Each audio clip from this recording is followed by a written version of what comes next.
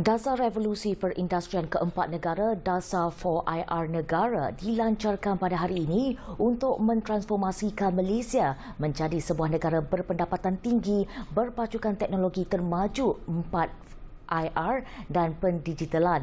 Menteri di Jabatan Perdana Menteri Ekonomi Datuk Seri Mustafa Mohamed berkata, melalui dasar tersebut, Indeks Kesejahteraan Rakyat Malaysia MyV disasarkan meningkat kepada 136.5 pada 2030 daripada 124.4 yang direkodkan pada 2018. Datuk Seri Mustafa berkata Malaysia juga disasarkan berada pada kedudukan 20 teratas dalam Indeks Inovasi Global pada 2030 serta mencapai peningkatan 30% produktiviti dalam semua sektor berbanding prestasi pada 2020. Dasar ini akan meningkatkan lagi keupayaan dan kemampuan negara bagi menguasai 4IR, seterusnya memacu pertumbuhan ekonomi yang mampan dan berdaya saing. Penyediaan dasar 4IR negara telah melalui proses libat urus yang meluas bagi mendapatkan pandangan dan input daripada pelbagai pihak berkepentingan. Penglibatan semua pihak dalam penyediaan dasar ini akan memastikan pelaksanaan yang lebih cepat, cekap dan berkesan.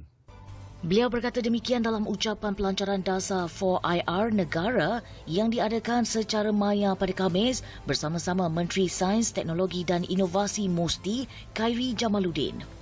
Sementara itu, Khairi berkata, inisiatif pembangunan dasar 4IR negara itu dilihat sebagai komitmen kerajaan untuk mempersiapkan masyarakat dan perniagaan menghadapi cabaran dan memanfaatkan peluang yang terbit daripada revolusi perindustrian ini. Bagi meningkatkan kadar penggunaan teknologi 4IR yang bersifat disruptif, pendekatan future by design seperti venture builder perlu digunakan dengan pembangunan ekosistem yang kondusif dan inklusif merangkumi rantaian bekalan dan nilai untuk membolehkan pihak industri mencipta produk-produk bernilai tinggi yang bersesuaian dengan kehendak pasaran tempatan dan global. Melalui pendekatan quadruple helix pula, pelbagai peluang baru yang memacu ke arah keseimbangan sosioekonomi yang mampan. Dasar 4IR negara akan menyediakan prinsip panduan utama dan hala tuju strategik kepada kementerian dan agensi dalam penggubalan dasar dan pelan tindakan bagi mengoptimumkan pengagihan sumber dan penyelarasan pelaksanaan dalam perkara berkaitan teknologi baharu muncul yang akan memanfaatkan rakyat, sektor swasta dan awam.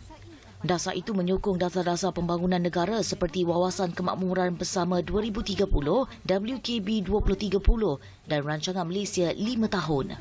Ia juga melengkapi rangka tindakan Blueprint Ekonomi Digital Malaysia dalam mendorong pembangunan ekonomi digital.